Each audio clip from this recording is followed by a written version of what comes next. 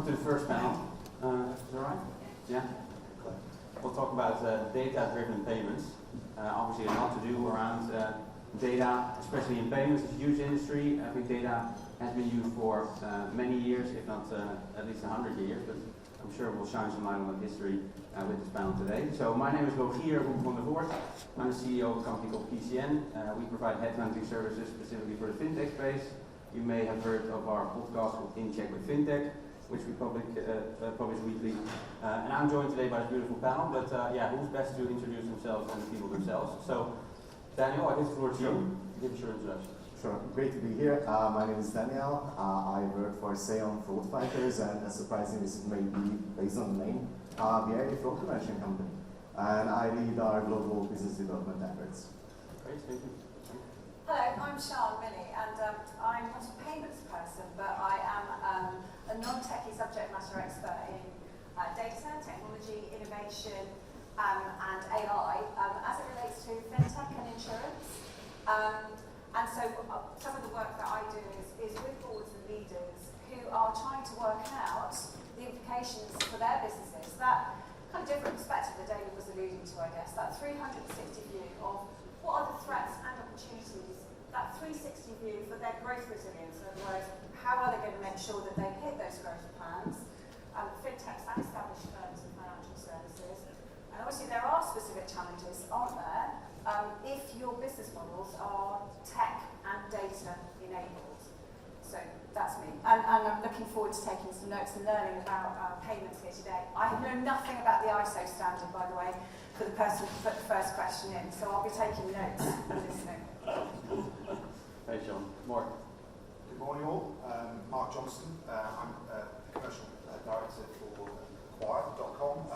Got over 20 years experience in payments across a multitude of industries. More recently, took the role at Acquired to lead the transformation of the organisation. So, it's been quite an interesting period of building a team through COVID and pandemic. We'll touch on some of that, I'm sure, later.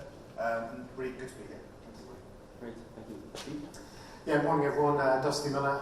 It is my real name in case you wondered. I'm sure you can ask me questions about that later. So I'm head of sales at Worldline, in the retail, grocery, quick service restaurants space. I suppose you would say I'm a payments person, Sian. So yeah, like Mark, I've been operating in the same sort of payment space for about 18, 19 years now. It feels like a long time. Great. Well, it's a long perspective, right? As David just mentioned. So. I think, some different perspectives to have from fraud side insurance payments. We had quite an interesting, I'd say, pre-panel discussion already, which is quite lively, so I'm looking forward to what's to come today. So we split up it basically in 3 topics. We'll talk about the user data today, how to future-proof data, and what are maybe some of the alternatives that companies could look at in order to get that competitive edge with data. If there's any questions you have, feel free to raise your hand. There'll definitely be an opportunity at the discussion for you to ask your questions. But if there's any burning questions you have during the panel, then feel free to raise your hand. I'll try to keep an eye out for who's there to have a question. To kick things off, Sian, I'll start with you. I think it's interesting maybe to look at some interesting examples you can think of in payments of where data is used to enable growth.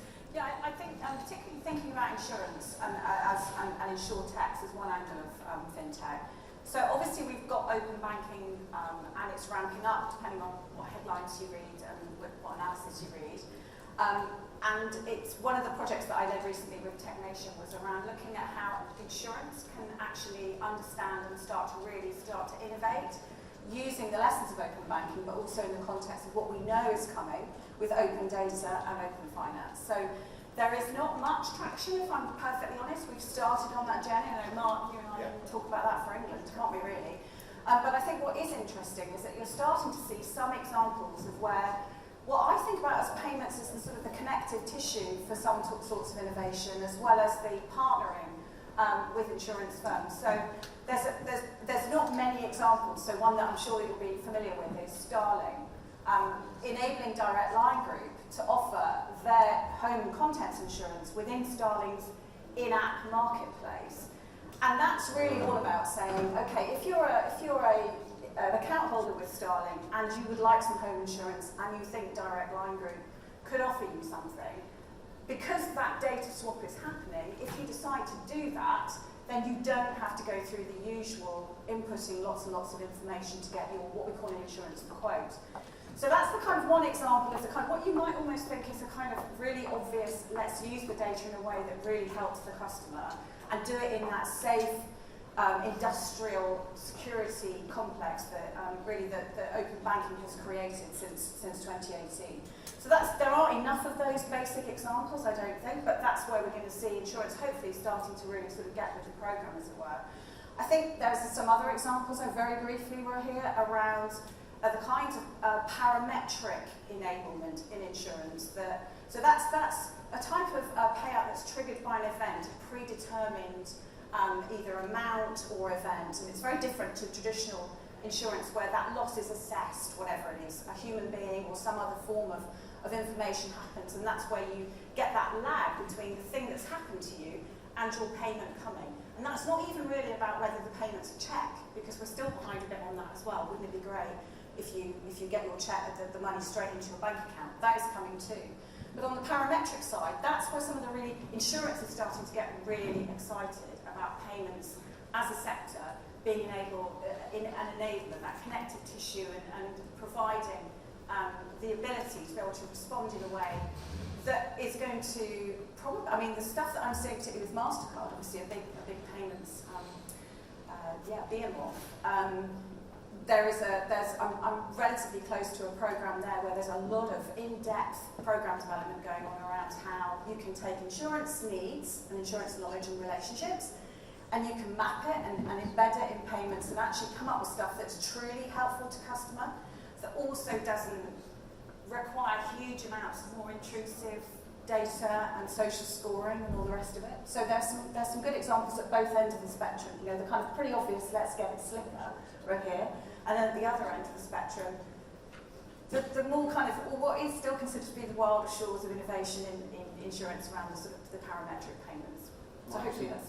Thanks, so Mark. I see you nodding a lot. So yeah, I think it's an interesting subject. I think you applied it to a very much insurance use case, right? So I think what you're talking about there is having a deep understanding of the industry and the challenges that you're trying to solve. I think if we step back, there's a lot of vendors in the room today, and certainly from our perspective, the way we see it, if you're solving problems for a sophisticated sector, so think lending, think the e-gaming sector. These sectors are very heavily invested in money in, money out, right? So you learn lessons from those sectors, and if we can apply it, it's interesting to hear David speak around buy now, pay later, and some of these sectors. I think for me, what's really exciting right now is the emergence of open banking, both from an AISP perspective, so access to data, but also the PISP elements, the payment. I think if you take the insurance sector as a sector, and you think about the problems you just described, so renewals, claims, and I'm not going to use the word frictionless to annoy you, David, but less friction is probably a better way of terming it.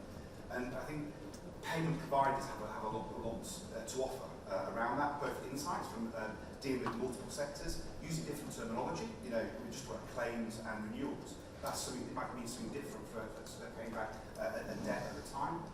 So for me, we've got, providing an anecdote or a customer kind of relationship that we have, they make decisions.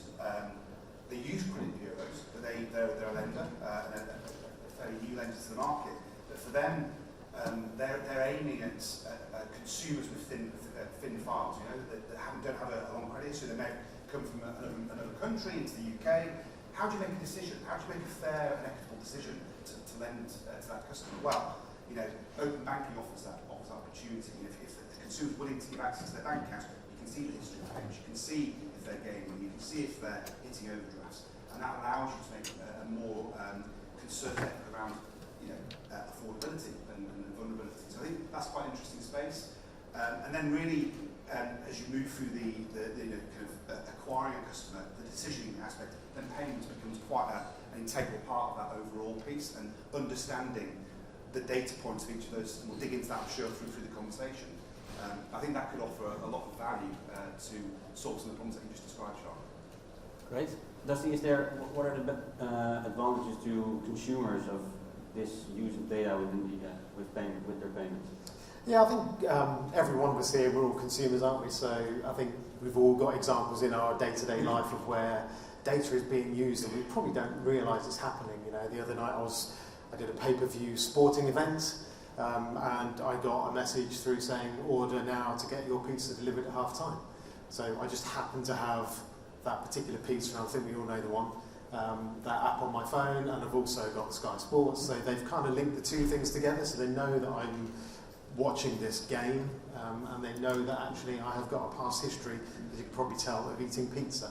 So, you know, it's that sort of user case, and it's finding, you know, products that are, you know, accompanying that purchase. You know, once I've done one thing, what are my behaviours likely to lead me to do next? Where am I going to go? What else am I going to buy? And I think I quite like that. You know, some people are a bit scared about data, but I think if it adds value to me in my life, makes it easier for me to, oh yeah, I hadn't thought about dinner. Great, well there we go, there's my pizza sorted.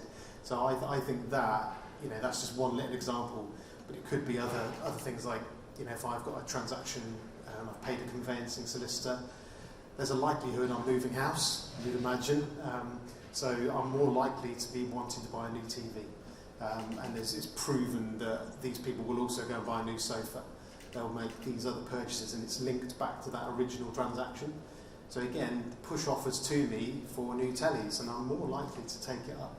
So I think that, you know, those sort of things are, you can, you know, pick hundreds of these sort of use cases where data really adds value to us. Yeah, exactly. It creates a better customer experience, if you will, or at least that's also how I perceive it. Daniel, how do you see that coming from the fraud side? Yeah, it's quite interesting because I think transactional decisioning has been around for a very long time. And if you're being honest, it's essentially a glorified Excel sheet, right? You're just crunching math. And I think companies are starting to realize that it's not enough. History is, you know, there's either a very sparse transaction history tied to a lot of young people nowadays, not just in underbanked or unbanked regions, by the way, but even in the UK. And then there's also the fact that your past behavior may not be fully indicative of your future behavior, right? So what we've seen, and there's a UK company actually who's using social data in a really interesting, innovative way that I've seen, where, for example, they are taking a look at whether, if you are between the ages of 20 and 25 or 26, so university age essentially, they are taking a look at whether you have a GitHub account. Why? Essentially, their thesis there is, if you have a GitHub account and you're a young loan applicant, for example, chances are you're either going for a software development career path, or you are already working within that field. And software devs and engineers tend to earn a fair amount more than almost any other profession in the world, even straight out of university. So they are going to be a more credible loan applicant. And you know, there is a side where someone just wants to buy a new flat screen TV, and that's why they need a loan, and that's cool. But there is also the use case where, you know, something has happened to their family and now they need a loan to buy groceries just to hold them over this month. And if you're going by historical transactions, they may not get that loan, even though it's a tiny micro loan, right? So I think data can be used as an enabler for companies to do cool things, but for them to also do things that help bring people up to the same level of opportunity. Makes sense. Because you use a lot of alternative data sources, right? Do you think with that, like for example, social media profiles and social media information, in order to enrich the data, do you feel that with these alternative data sources now we can stop relying on more traditional data sources, such as, for example, from the credit bureaus? I don't know if you can stop relying on it because regulation always lags behind innovation, right? But I think there is a push to move away from potentially stale data, which is super relevant in the payment industry and in banking. And your risk, especially today where people are so mobile, their circumstances change so fast for either the worse or for the better. There is a move away from potentially stale data that you don't know whether it was updated, you know, 2 years ago, 2 weeks ago, or 2 seconds ago, to live data sources. Now, is it going to fully replace traditional bureau data? I don't think so, not today, probably not tomorrow either. But I think the move to a more of an equal playing field where it can be used as a complementary data source to reinforce what a traditional bureau might be telling you about me. You know, I'm not from the UK. The UK banks probably have very little on me. I think that's ultimately really cool, and I'm really jazzed to see what new ways companies come up with to use that data. Mark, do you agree with that? Yeah, I think there's no silver bullet, that's for sure. And I think I think as any business, the connectivity is very important to the wider ecosystem. So, if you think about the point you're making around social media, you can learn a lot about a consumer around, what they're talking about, holidays they're on, whether they've got money to spend. One of the areas we're looking at and exploring right now is the marketplaces. Go Compare as an example. If a consumer is hitting that marketplace several times a week looking for a loan, is that an indication that there's a problem? That's quite an interesting piece of data. You then complement that with credit bureau data. If they've got a solid file, then you know that they're repaying their mortgage. There's no default. You know what loans they've got, etc. So that's part of the story of that individual, alongside the social. So I think the combination of all of the different kind of data sets allows you to make that informed choice. And ultimately, if you're saying no to the consumer, that's a good thing, right? When we talk about regulatory and the trust aspects, we can touch on that, but it's really important that you're saying yes for the right reason, but you're saying no for the right reasons. You can't do that through one data source. So I think it's really difficult for all of you in this room and the people that you're hoping to work with and sell to place the right bets.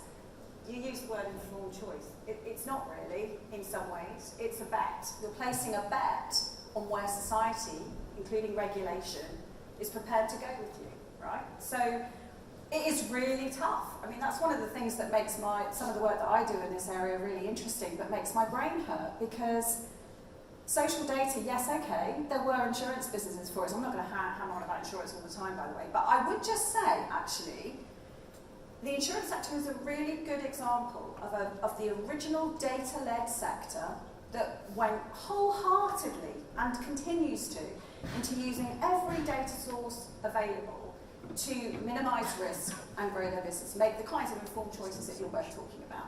And they ruined customer trust. We, as a sector, we don't have any trust at all. Don't go down that path. Learn from the lessons of where insurance really messed up and try not to replicate that. Now, some of that is about when the big bets that were placed and the maturity and the lived experience of technology. The shock and awe of big tech has worn off. The lived experience is now coming home to roost. Regulators are catching up. If you're basing your business model on social scoring and social enrichment, I would humbly suggest to you that you find an alternative pretty quickly. Because if the US and EU regulation against the use of algos for this critical decisioning, so when we're talking about financial services, this is critical. It's a utility. It's not apolitical. It is not like saying, everyone deserves to have the right pair of shoes, the right size that fits them perfectly, when they want it, the right colour, right heel size. Whether you get access to loans, whether you get access to a mortgage, what your credit score is like that follows you through your entire financial life really matters. So you won't be left to make those decisions on your own. So as I say, if those big bets include social scoring, social info augmentation, think again, because the minute that regulation comes in, your business models, which by the way are being described as toxic business models and destroying elements of society, those you're going to have to find another way, another set of USPs, another way to be creative and innovative. Now that's kind of a fact of business life. These are the kinds of things that we're having to weigh up, and it's complicated. I agree. Can I just I think with the question was, making more of an informed choice, right? So if we're talking about financial services or lending here, right? So if you're a lender that's been relying on purely credit bureau scoring, that's how you make the decisions, and that data's out of date, right? And we know that's out of date. I think having the additional data sets. Agreed. I think this is the key. Yeah, not arguing with that, Mark. It's about the informed choice about, well, who decides what's good data and bad data? Who decides what good use of that data looks like and what bad? And my only point is, up to this point, business has been left pretty much to decide that for itself, right? And all I'm saying is, in terms of that informed choice, there are different forces at play here, which is going to make it more difficult, right? The measure of success, of course, is a low default rate. If you look at lending as an example, is a low default rate, and that's a measure. And that's something a measure from a payments provision. Just to take it to that end point where we're talking about payments. Payments as an indicator. If you get a decline for insufficient funds and you pay back a loan, that tells you something. If a lender's going to be successful over time, they've got to react to that, and that's what I'm talking about. So it is an informed choice, but using different data points. Possibly knowing insurance, it's I'm not going to say archaic, but there's a lot of improvement that's needed in the industry. Before I go to the question in the audience, Daniel. Yeah. Ultimately, I think data is data. It's not good or evil. It's how you utilize the data. And you spoke about insurance destroying trust in the entire industry. It's because nobody stopped to ask what is insurance's ultimate purpose.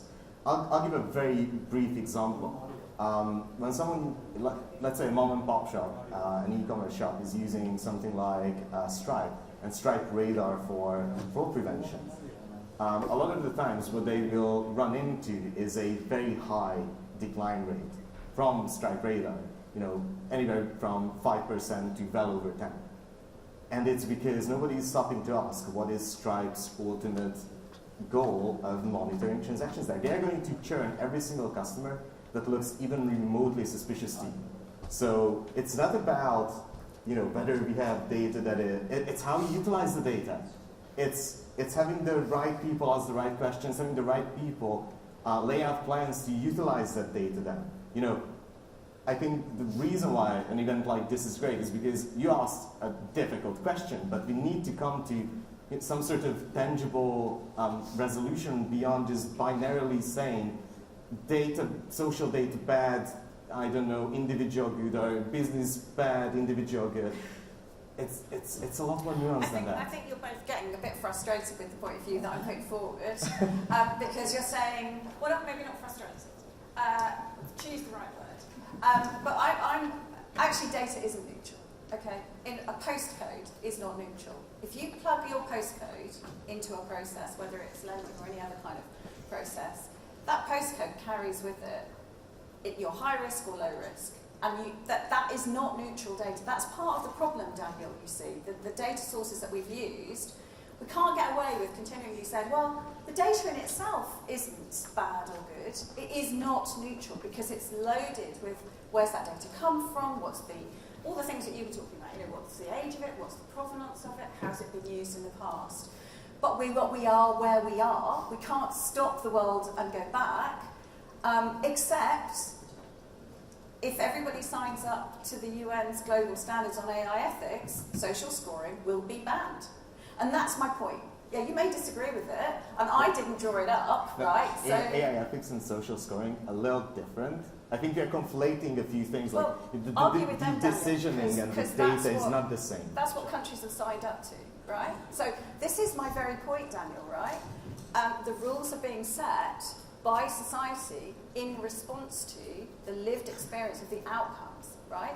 So you can be like operations like Plaid, who are right in the centre of policy and who are, trying to make sure that their point of view is heard, right?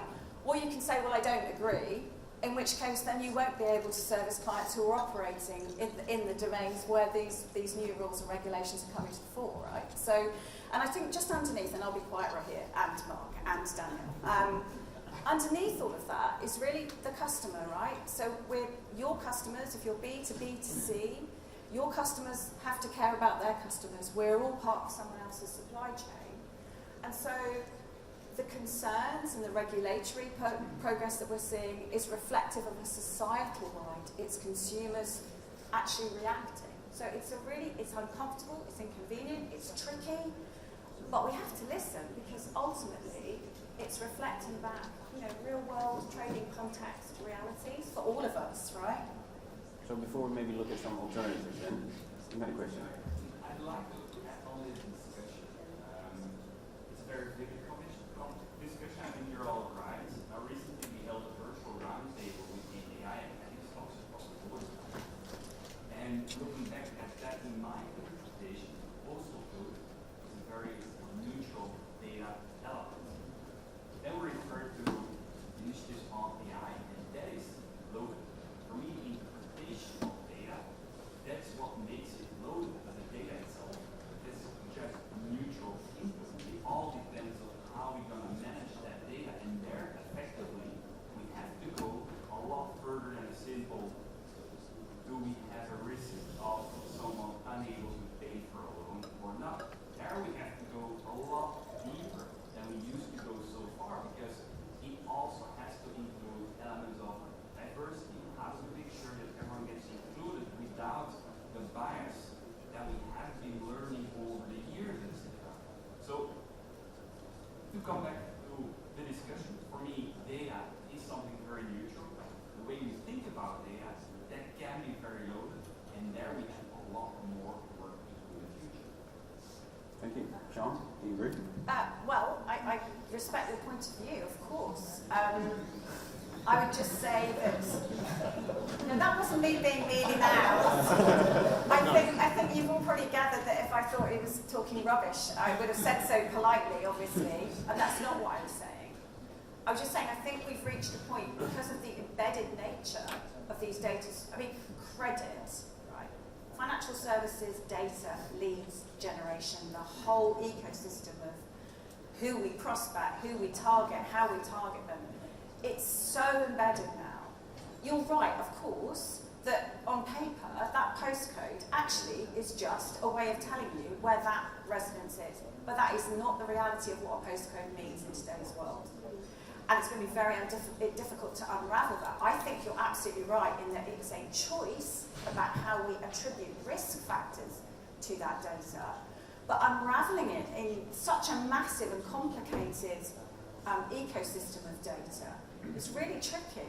Absolutely. Yeah, and I mean, I don't know whether you saw that the Citizens Advice Organisation here in the UK produced some super shocking research a couple of weeks ago about if you're black and you want to get motor insurance in the UK, you're going to pay more than a white person living in the same postcode. Right, but do we have to blame the data, or do we have to blame the interpretation? So you're right. That's why I wasn't being mealy-mouthed when I said I respect your point of view, right? Because you're right. On the face of it, data is neutral, but the reality is that it isn't. Because that data in combination with other seemingly neutral pieces of data results in totally unfair decisioning that would fail every test, but it's automated at pace, at velocity, at scale, and it's now embedded in other. That's why we need more. Yeah. I think that. So we do agree. You've mentioned postcode several times. You're talking about data, or I'm talking about the information of data, and we think the same. We do, yeah. Which is again why I wasn't being mealy-mouthed. Do you want to join the panel? Look, I think you talk about postcodes, and in Ireland, until recently, there have been no postcodes. So how do you apply that? So if you think about the gaming industry, and I dealt with a lot with Paddy Power many years ago. They have a huge challenge around available data to make a decision on allowing someone to open a Paddy Power account. How do they? Age falls into that. So we're talking about there is data in isolation on postcode. That doesn't tell you everything. That's part of the decision-making process. It's having access to huge amounts of data. But we're going to talk about how do you know what data to focus on a decision, and that's really important. And as we talk about innovation, and as we talk about building and driving business, we're all here to drive business and to enable and remove friction from decisioning and risk. Postcodes is a very small part of that, in my opinion. So let's look ahead then. Let's look at the future and future-proofing data. Sean, how do you see this? You How can we probably get need around to this? ask Dusty, don't you think? Probably people have probably heard enough from me. At It's the your moment, question, I've got Sean. loads to say on it, but Well, Dusty, if you want to kick things off, so the first time we'll pick up. So future-proofing data. Yes. Well, I think, I mean, this is definitely Sean's area of expertise, but you know, my view on it, you know, the use of social media channels is definitely really interesting to me. And you're talking about insurance. You know, I literally this week received my renewal for my car insurance, and guess what? It's gone up about 40%. Have I made a claim this year? No. So I'm just interested in what data points they've used to do that. Is it the postcode? Is it that my neighbour happens to have reversed into their house 7 times this year? Maybe. You know, that could be the thing that triggers that postcode's highly likely to produce a claim. But how do we future-proof it? I mean, you know, regulations have come in the past, the GDPR, around, you know, that right as a consumer to be forgotten. You know, are we allowed to store and use data? So, you know, in that financial services industry, we've all done our mandatory training on the things that we can and can't do with data, storing and reuse of it. It's an annual pilgrimage for me going through my training. So, you know, for me, how do we ensure that the regulation keeps up with social? Because I'm slightly amazed and baffled by, you know, the data that's held by the Facebooks and Instagrams. You know, my son Rickrolled. I mean, if anyone doesn't know what that is, what was that? Rickrolled. So anyone know Rick Astley? Yeah, of course you do. So he sent me a link, which is this is a thing for the kids. They send you a link and you click on it and it opens up Rick Astley singing "Never Gonna Give You Up." Then that feeds into your algorithms from Facebook or Instagram, and then you are forevermore bombarded with Rick Astley merchandise, tour dates. So yeah, so it's, I mean, and that's data in social. I like data, you know, in my social if it's good for me. You know, if someone sent me a picture of a cat skateboarding and I don't want to see that ever again, I can't seem to erase it. But I do want to see stuff about holidays in Greece because I want to go on holiday in Greece, and maybe my Alexa has listened to me talking about it. Maybe that's happening in the background, to be confirmed. So maybe if you can trick the data that way, maybe you can also make sure that next year car insurance is going to decrease because of certain activity. Absolutely, yeah. But I'd like to be able to, you know, almost delete everything that exists about me, all the algorithms. You talked about algorithms earlier, Sean. You know, I actually just want to have a clean slate. That thing that I accidentally liked 3 years ago is now just populating 40% of my newsfeed in my socials. So, just think I'm talking like one of the millennials here, aren't I? And I'm not, if you hadn't guessed. Sure. So I think the way I interpret this question is, how do we future-proof a competitive edge coming from data? Yeah, right? or how do we get around your interpretation of data and the issues that are... Yeah, what I'm seeing around... so I think the days of saying, isn't this tech cool? Look what we can do. Oh my God, look at the data we can scrape from here. And isn't it clever how we can then use that data to reduce risk or reduce opportunity? I think those days are gone. I think that we're still living in them at the moment, but I genuinely think if you're looking ahead, I think 3 years, actually, if you're not planning to exit in 3 years and you still want to be a growing, vibrant business 3 years from now, you are going to have to, and your board is going to have to talk about, to your point actually, what's our purpose as a business? What are our values as a business? How do we operationalise those values through what we do, and particularly through use of data? So if you don't have an ethical data steering board to go with your REMCO and your Audit Co and your other co's now, then you need to get them. I think that future-proofing piece there here is around you getting really clear as a business what bad data used badly looks like, and therefore what you're not prepared to package up and sell and enable with the people that you want to do business with. Because you are part of their supply chain.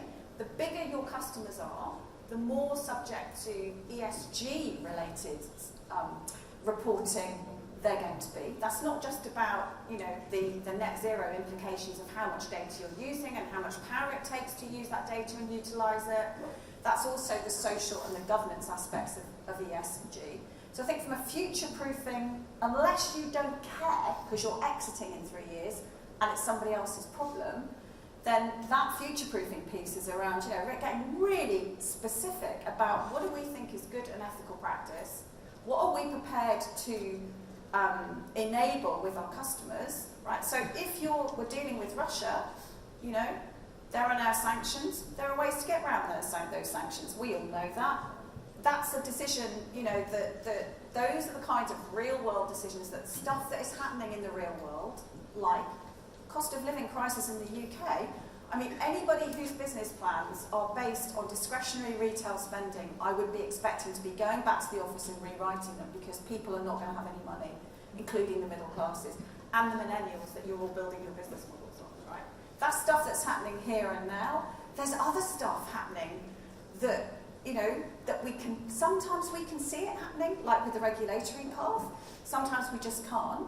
But I think that wiggle room for business has gone, fundamentally, Mark. I'm not trying to be an eel. No, I mean, you're talking at the vendors in the room, and for me, I think you just take a step back and think about the business of the merchants that we work with. And there's 2 points that I'd like to make around how they future-proof their businesses in the future. So I think one area is they have dual servicing. I think if you're a business doing tens of millions, you're taking tens of millions of payments every year, there's redundancy, there's access to a broader range of data. So I think if you're a gaming operator, you're already doing that. Someone like Paddy Power have probably 3 or 4 gameways. They have data, front-end data from all sources. I think that takes me to the next point, really, is around collaboration. I think there's a real need, and this is obviously a great discussion, but you can go down a rabbit hole if you're not careful. I think the real need for collaboration across multiple sectors, because again, you've got a very insurance-centric background, but I think you could learn a lot from speaking to a head of payments at Ladbrokes, or a CFO at one of the New Day, as an example, or Vanquis. So I think there's a real need for all of us to collaborate more, and obviously the pandemic's taught us a lot, and being here face to face, I think it's really, really good, because it's thought-provoking, and I think we all need this as an industry. Share the knowledge, basically, across the different industries. Yeah. Daniel, how you see that? The sharing the knowledge, but maybe also the collaboration of vendors or of merchants and service providers across the ecosystem. Yeah, absolutely. Cooperation, collaboration, extremely important. And I think this is a really good segue, because what I was originally going to say to future-proofing data is, even today we have an abundance of data. It's not what data you have today, it's how you use that data. And what we've seen start a couple of years ago, and far be it for me to say the change has actually gone through, because it really hasn't. But what we've seen is businesses express a need for a move away, or at least a diversification away from just black box decisioning. And what we've seen is white box, transparent, controllable decisioning, complemented by using machine learning for what it was originally supposed to be, which is pattern recognition. Humans are terrible at pattern recognition. We can't deal with large sets of data, but we're really good at creating creative rules, creative decisions. So that, basically human intelligence augmented by machine learning, where it's used for the large sets of data, that I think is really where the future is going. And I think collaboration is an interesting thing, because that used to be the pitch for black box, right? Every single person around risk used to bring this up. Hey, you can trust us because we've worked with 20 companies that work exactly like you, and it's all in our black box decisioning. We can't explain it because we don't have visibility into it, and you won't either. But you can trust us. So, when you talk about someone like a Paddy Power, I think every gambling operator, I think, has gone through years of pain on that, simply because when they churn a single customer, the downside there is literally in the hundreds to thousands of euros or pounds. And the fact that they can't refine it, the fact that they can hire the smartest people and they still can't refine that model is mighty annoying for a business. So I think that is really the sort of the future of data, moving away from trusting a model that you don't have visibility into or control over, and bringing in other tech and new tech and saying, I need a degree of control here. I'm happy to let this particular area just be ran by a machine, and then joining those do things together, and human intelligence augmented by machine learning rather than machine learning first, everything else second. So otherwise there's a risk that the model, the algorithm, the black box is going to outdo us in terms of complexity? I don't think that, I mean, like, if you look at simple complexity, sure. Like, a machine is always going to be able to crunch more numbers than a human, right? But humans are incredibly good at coming up with creative ways to use data, to make assumptions that are scarily accurate. So it's about validating those creative hunches, right? And by the way, if we weren't talking about payments specifically, I think everybody would be like, yeah, creativity, number one. It's really around, risk and payments and money where people go more, okay, let's take a look at the math and then the creativity. And I think what the industry has realized is if you are a cool enough company to get the smartest people in the room to work for you, take advantage of that. Don't just stand behind a black box scoring system and say, I don't have control over it. Data is also, I think, important in customer loyalty, or it can certainly help when it comes to customer loyalty. Dusty, how do you see businesses be successful in linking payments data with loyalty? Yeah, it's a good point, and David touched on it right at the beginning. I think loyalty is just everywhere. There's thousands and thousands of loyalty schemes out there now because businesses are realising the value of that data. The spend behaviour data. Trends, demographics, when's your birthday? I do get my little note from that donut company that on my birthday, fabulous, great. But I think, that data has always been there. So loyalty now, I think, is almost becoming too much friction for me. So I can be in a shop, I'll buy something, would you like 10% off today if you join our loyalty scheme? Do you know what, I can't be bothered. I think we've probably all had that question asked of us. And you weigh up in yourself, is it worth me standing here in a queue of people behind me tutting? I've got to give this person my age, inside leg measurement, my email address, etc. So in a way that produces friction. So I think loyalty, we talked about the Apple Pay rather than the Apple ID being a tool which you can use, and the rebirth of the QR code as well is something. So at Worldline, we've got a solution that on the pin entry device, it will flash up a QR code. Would you like to join our loyalty club? They scan it, then you could then use Apple ID to populate that, and it's instantly done, rather than having to stand there and go through that whole process of signing up. And then any future payments are linked to your registered debit card or credit card. So instead of every time you go in, you have to, recount your loyalty ID number or get your card out of your wallet along with the other 300 you've got in there. Actually, any future payments I make on my debit card automatically link to my loyalty card, and therefore I automatically get the points. So it's quicker at the checkout, it's easier for me as a consumer, and the retailer captures every single transaction rather than just the ones where people, I've forgotten my card.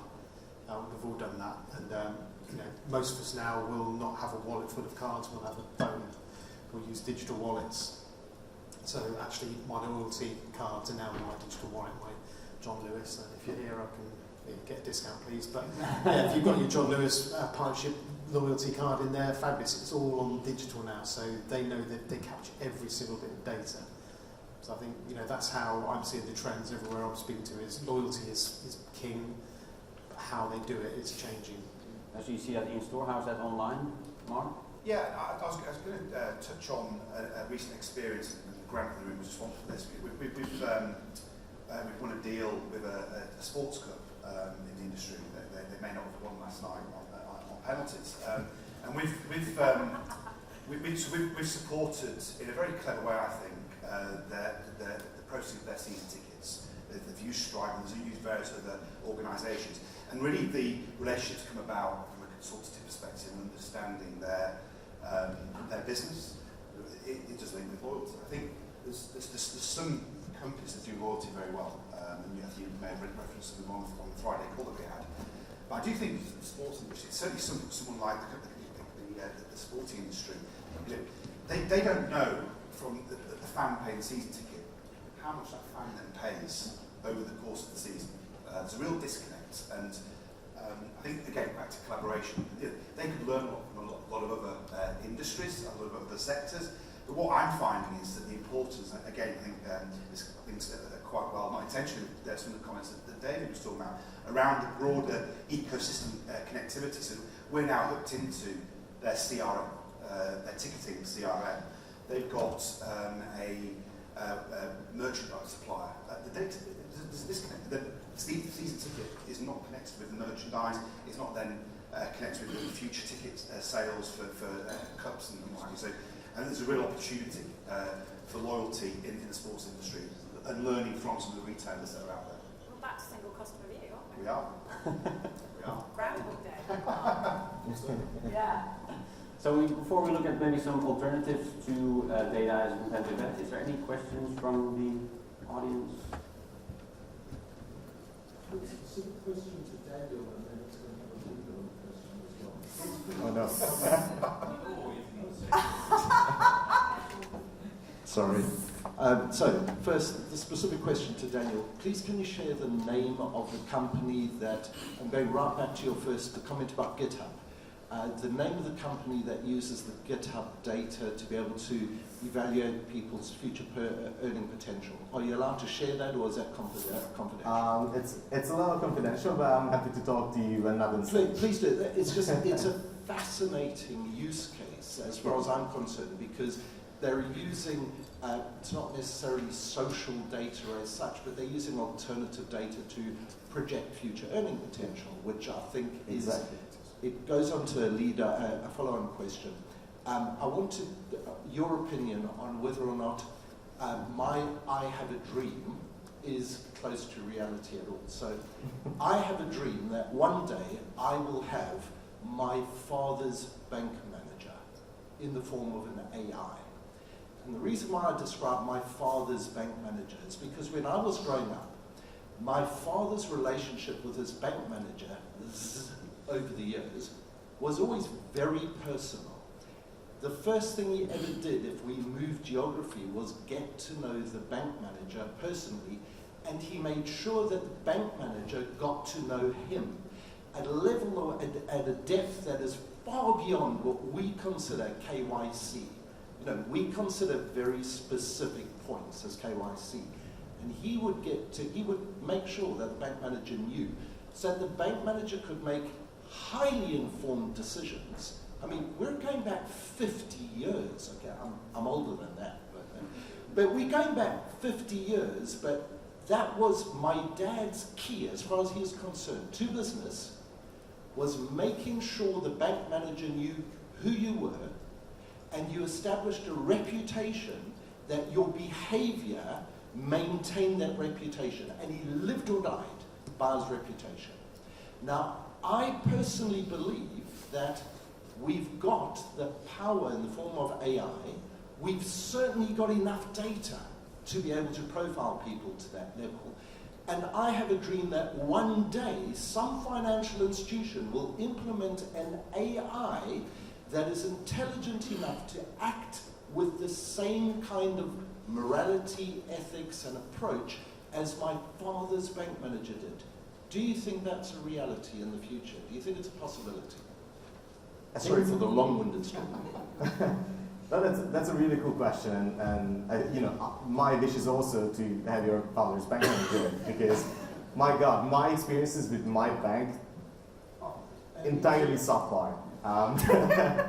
But I think it's entirely a possibility, and I think the best thing is going to be nowadays. I don't think people really want to talk to their bank managers, even if they are amazing people. And I think the future you're talking about is you're going to have that bank manager and you will never have to speak to them ever. And that part is going to be really cool. And when you're talking about reputation and maintaining that reputation, there are really cool proxies if you think about it, right? Like your LinkedIn page is exactly that. If you keep on jumping from great company to great company, if your role and responsibilities keep on increasing, chances are you are probably that reputable person that a bank manager would want to... Unless you're lying, Daniel. Right? Again, a proxy. You need to validate proxies. Proxy Proxy says it stands in for. That's what Proxy is. So, Can a bank manager filter for that though? A real life bank manager? I mean, if you lie and you're good at lying, then also bank manager. Well, because there are all kinds of other. I mean, your question is an amazing question, but it needs a conference on its own, right? Yeah, because you're talking about the singularity, which isn't going to happen. By the way, my humble opinion, it's not going to happen. And you're talking about an empathetic process, right? Yeah, designed by humans. So when we get empathetic humans whose business model allows you to tap into exactly what you want when you want it, fine.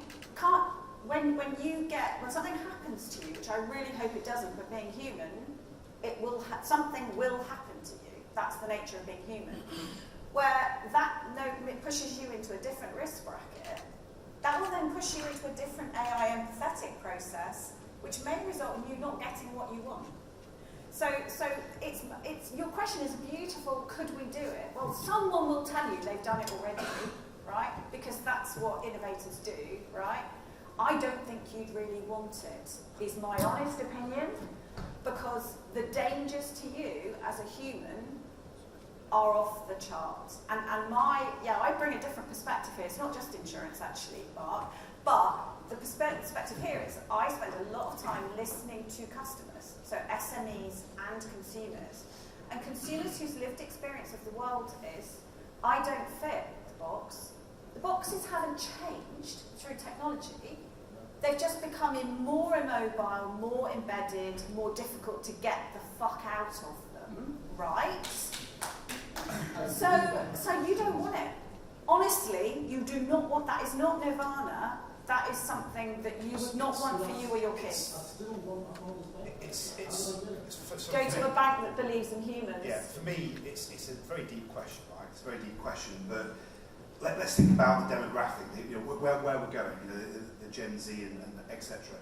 I don't think they want that one relationship. I don't think you can access all the services that you want with that one relationship. I think even myself, if you do shared dealing, I don't do it for my bank. I use a platform that delivers what I want it to. So I think the days of having a one-to-one relationship have gone. Personally, I think it's a marketplace, a layer that sits above all of those. That's interesting. That sits in the middle and aggregates all of the services. That's interesting. That's interesting when you're served from various. The label that's used is concierge. That's the other label, isn't it? Yeah. Another Groundhog Day, right? Does it answer your question, sir? Oh yeah, it was an open discussion. It was just proper. I think so. Another question, a hand here, is that right? Yeah. Once I get you out to see if you can answer questions. It's more of a statement than a question. So when we speak about future-proofing data, loyalty around customers, and just really want to give an example and a case study for all in the room to go and look at as a company in South Africa. I'm from South Africa. Yeah, first day in London today. It's a company called the Discovery Group, and I think first of all, if you look at future-proofing data is an ongoing strategy. If you're a data-driven, it needs to become a key factor in your strategy. You have to look at your data all the time, continuously, and improve on that. Now, Discovery Group is the only company in South Africa that holds all 5 financial licenses. So they have within the group short-term insurance, long-term insurance, investments, medical insurance, and they've just opened and launched their bank. The company is completely built on behavioral economics.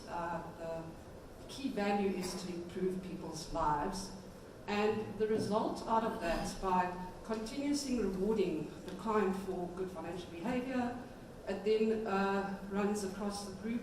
So if I have a client that has taken up short-term insurance, has taken up long-term insurance, the rewards become larger. So we are now also rewarding for loyalty within the company.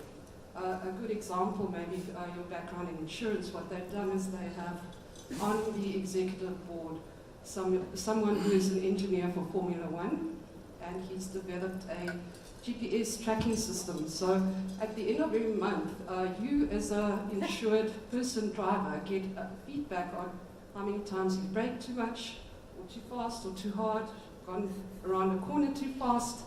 And based on your driving profile, you get a discount on your premium. So all of those things are looking at how do we not build on history, we're actually looking at your real-time data right now.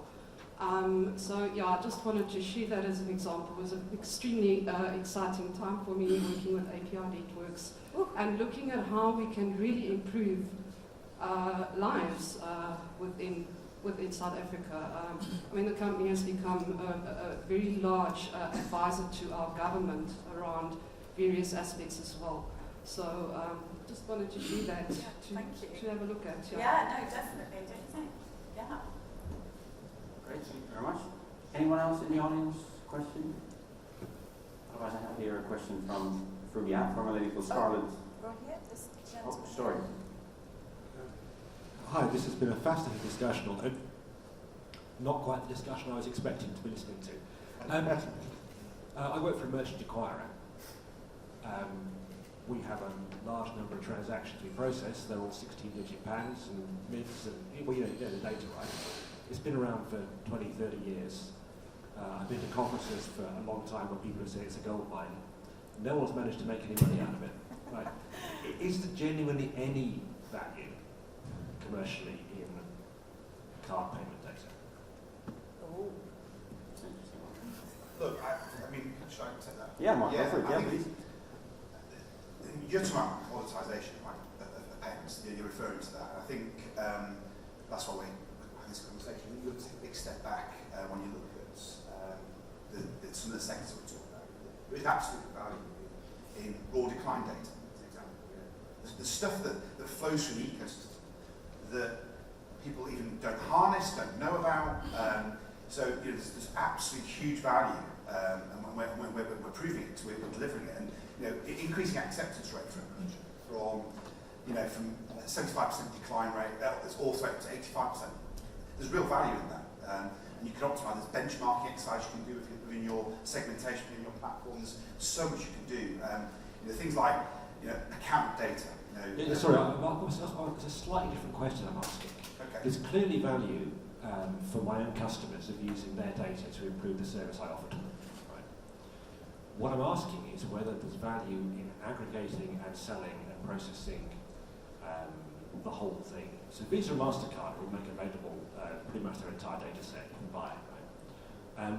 But no one's managed to find a way of buying it, actually making any serious amount of money out of it, which is surprising given that people have been talking about this for years. So that was really my question. No, so I disagree. So Ethica and Verica, both sold to the scheme, right? And they were selling TC40 and space data to merchants, and they were taking data from the issuer that was flowing through the ecosystem, taking 2 weeks to arrive at the merchant, and taking it in hours. So there's two very good examples of data that the acquirers get, because they don't understand the merchant problems, they're not delivering it. So that's just one example. And I would say, eCata was acquired by MasterCard, partly because of their historical transactional data.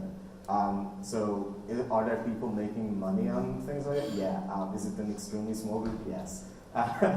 So I don't know. I don't think there is a service around it. I don't think there is transactional data as a service. And I don't think it's going to be super widely purchased or available. But I think there is a small group that's making bank on it.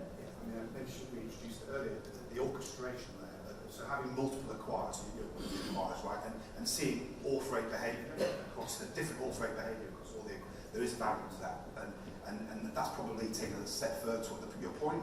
That there's companies out there like Acquired that are packaging different data from the acquirers and adding value to the end customer. Sounds like you ought to go and have a chat with Mark, doesn't it? And I don't get any commission or anything, so don't. Very guys. All right. Well, thank you very much. Thanks, panel, for Thank this you, lively discussion. Thank you.